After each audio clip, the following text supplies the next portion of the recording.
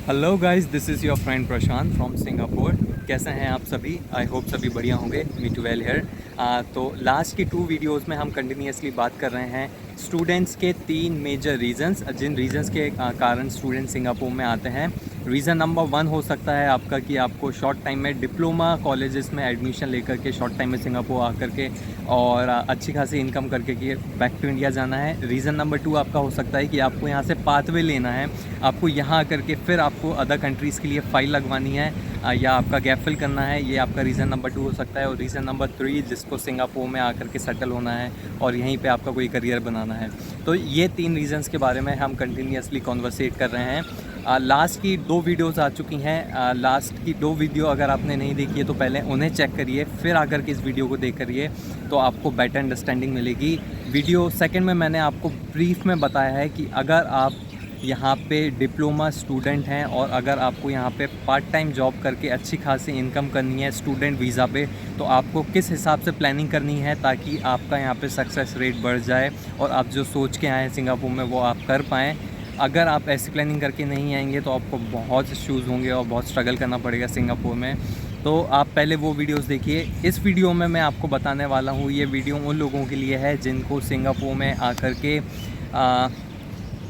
Gap fill करना है, आगे स्टडी लगवानी है दूसरी कंट्री में, और या तो फिर आपको यहाँ पे सिंगापुर में ही आपका करियर बनाना है। तो उन लोगों को किस हिसाब से प्लानिंग करनी है बात करते हैं इस वीडियो में।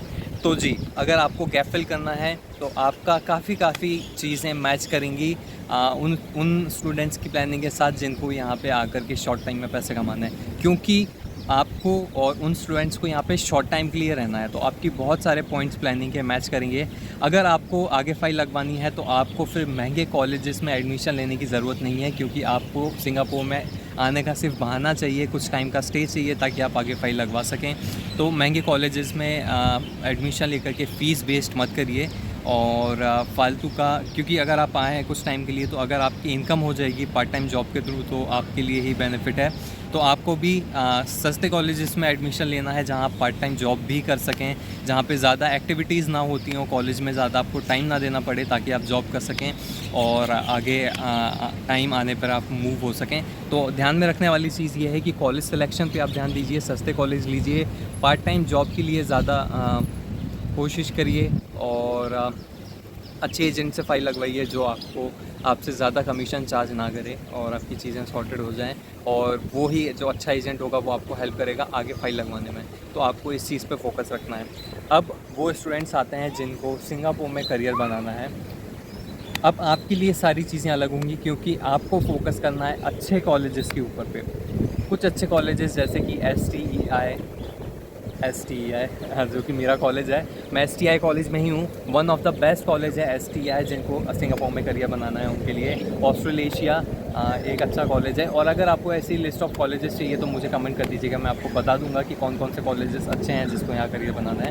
तो आपको अच्छे कॉलेज पे फोकस करना है क्योंकि यही कॉलेज हैं जो आपको नॉलेज देंगे, प्लस आपको यहाँ पे सीखना है, कुछ आपको स्किल्स ग्रैप्स करना है, ठीक है। और यही कॉलेजेस हैं जो आपको अच्छी कंपनीज़ या प्लेसमेंट दिलाने में मदद करेंगे। तो आपको अच्छे कॉलेजेस पे फोकस करना है। इसके अलावा जिसको सिंगापुर में करियर बनाना है तो आप फिर ज़्यादा पार्ट टाइम जॉब्स के पीछे मत भागिए, कॉलेज को पूरा टाइम दीजिए, पूरा डेडिकेशन से पढ़ाई करिए, असाइनमेंट्स और प्रोजेक्ट्स में ध्यान दीजिए क्योंकि यहाँ पर कम्युनिकेशन स्किल्स पर बहुत ध्यान दिया जाता है। तो आप अपने असाइनमेंट्स और प्रोजेक्ट्स पे ध्यान दीजिए। अटेंडेंस आपकी 95% अबव होनी चाहिए। इन सब चीज़ों से जो लेक्चरर है जो आपका सब्जेक्ट लेता है उसके ऊपर आपकी जो इमेज है वो अच्छी जानी चाहिए, और आपकी इमेज अच्छी जाएगी कि आप असाइनमेंट्स कैसे करते हैं, प्रेजेंटेशंस कैसे करते हैं और आपकी अटेंडेंस कितनी है, क्या आप रेगुलर स्टूडेंट हैं। क्योंकि क्या होता है, जो लेक्चरर हैं आपके जो आपको सब्जेक्ट पढ़ाते हैं वो आपको रिकमेंड करेंगे कंपनीज़, क्योंकि कंपनीज़ आपकी फ़ीडबैक लेंगे लेक्चरर से। तो लेक्चरर उनके रिकमेंडेशन देंगे, तो अगर आपकी इमेज अच्छी होगी तो वो आपको रिकमेंड कर देंगे किसी अच्छी कंपनी में, तो आपकी जर्नी वहाँ से स्टार्ट हो सकती है। तो इन सब चीज़ों का ख्याल रखिए अगर आपको सिंगापुर में करियर बनाना है। इसके अलावा कुछ पॉइंट्स जो आपको ध्यान में रखना है वो ये है कि सिर्फ कॉलेज के ऊपर डिपेंडेंट मत होइए कंपनीज़ के लिए फॉर योर इंटर्नशिप, जो कि 6 महीने की जो OJT आपकी लगेगी जिस दिन से आप सिंगापुर में आ जाएंगे, अगर आपको करियर बनाना है, तो आप अपनी फील्ड की कंपनीज़ या अगर आप हॉस्पिटैलिटी सेक्टर्स में हैं तो रेस्टोरेंट, होटल्स में सर्च करना चालू कर दीजिए कि कौन सी कंपनीज़ है जो एस पास कोटा रखती हैं फॉर इंडियन स्टूडेंट्स, उसके बारे में रिसर्च करिए। क्योंकि कॉलेज में एक फैसिलिटी होती है कि अगर आपको इंटर्नशिप, आप खुद से अगर कॉलेज को बताएंगे कि मैं इस कंपनी में चाहता हूं कि आप मेरी इंटर्नशिप लगवा दीजिए, तो ऐसा भी पॉसिबल है। तो अगर हो सकता है कि आप कॉलेज से भी अच्छा ऑप्शन ढूंढ लें आपके लिए और वो आपको एस्पाइस प्रोवाइड कर दें, तो आपका स्टार्टिंग से फोकस होना चाहिए कि आप अपनी फील्ड की कंपनीज़ के बारे में इंफॉर्मेशन निकालना चालू कर दें। और जब आपका टाइम आएगा इंटर्नशिप के लिए, तो आप उस कंपनी में ऑफ़र दे सकते हैं कॉलेज को कि मैं अपनी OJT इस कॉलेज में इस कंपनी में करना चाहता हूँ। तो अगर वहाँ पे एस पास कोटा है तो आपको एस पास या ई पास या वर्क परमिट जो भी है वो आपको प्रोवाइड कर दें और आपका 2 या 3 साल रहने का स्टे बढ़ जाए। और जो आपको चीज़ें ध्यान रखनी है, अगर आपको सिंगापुर में करियर बनाना है, तो अगर आप पार्ट टाइम जॉब करते हैं तो पार्ट टाइम जॉब भी आप कोशिश करिए कि आप आपके फील्ड की रिलेटेड कंपनीज़, आपके सेक्टर से रिलेटेड जगह पर ही आप पार्ट टाइम जॉब कर रहे हैं। इससे बेनिफिट क्या होगा मैं आपको वो बता देता हूँ। मान लीजिए कि आपका कोई सप्लाई चेन मैनेजमेंट है या लॉजिस्टिक्स है, तो आप किसी लॉजिस्टिक्स कंपनी में काम करिए, आप वहीं पे पार्ट टाइम जॉब करिए। उससे होगा क्या कि आपके कॉन्टैक्ट्स बन जाएंगे। अगर आपके कॉन्टैक्ट्स बन गए तो आपको पता चल जाएगा कि भाई इस कंपनी में एस पास कोटा या ई पास कोटा है या नहीं। अगर आपका जब रिलेशनशिप उस कंपनी में बन जाएगा, तो आपकी जब स्टाफ से फ्रेंडशिप हो जाएगी, तो वो स्टाफ आपको मदद करेगा आगे चल के आपकी इंटर्नशिप कंप्लीट करवाने में और आपको एस पास या ई पास दिलाने में। तो हमेशा ट्राई करिए जिसमें यहाँ पे करियर बनाना है, आप पार्ट टाइम जॉब वहीं करिए जो आपके सेक्टर से रिलेटेड हो। तो ये सारी चीज़ें थी। इसके अलावा अगर आपका कोई भी डाउट है, आपको कोई भी इन्फॉर्मेशन चाहिए, तो डू कमेंट, आप कमेंट कर दीजिए कि किस बारे में आप जानना चाहते हैं या क्या आपका कन्फ्यूजन है।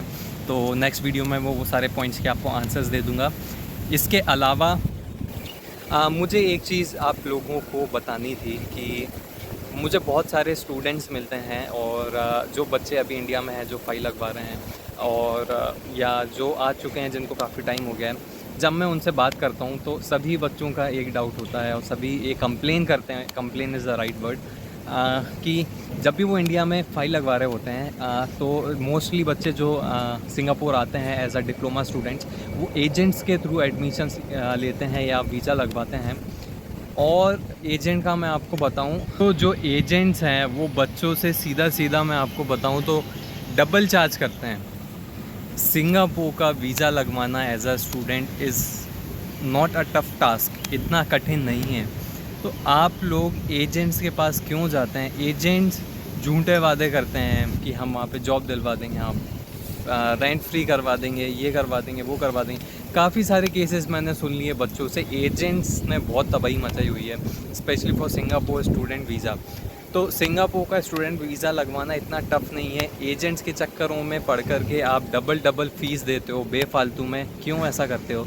सिंगापुर में आप डायरेक्ट भी एडमिशन ले सकते हैं, आप अपना काफ़ी पैसा सेव कर सकते हैं। वो पैसा आप यहाँ पे आके सिंगापुर में आपको बहुत काम आएगा। मैं आपको बहुत सारे ईज़ी तरीके बता दूँगा। आपके अगर कोई फ्रेंड्स हैं जो सिंगापुर में हैं तो आप उनसे बोलिए कि भाई तू डायरेक्ट जाके कॉलेज में मेरा एडमिशन करवा दे, मेरी फ़ाइल लगवा दे, तो आपका बहुत सारा आपके पैसे सेव हो जाएंगे और वो आपको सिंगापुर में आके काम में आएंगे। तो ऐसा करिए, क्यों फालतू एजेंट्स के चक्कर में पड़ते हैं, ठीक है? तो ये आसान तरीका है। इसके बारे में भी अगर आपको कोई डाउट्स हैं, कोई हेल्प चाहिए, तो डू कमेंट और बने रहिए मेरे साथ। And please subscribe to my channel. आप लोग सब्सक्राइब नहीं करते हैं, और please do like, share, comment. And इसके अलावा किस बारे में आप चाहते हैं नेक्स्ट वीडियो, उसके बारे में भी कमेंट करिएगा। मिलते हैं अगली वीडियो में। Stay connected. Thank you, bye bye.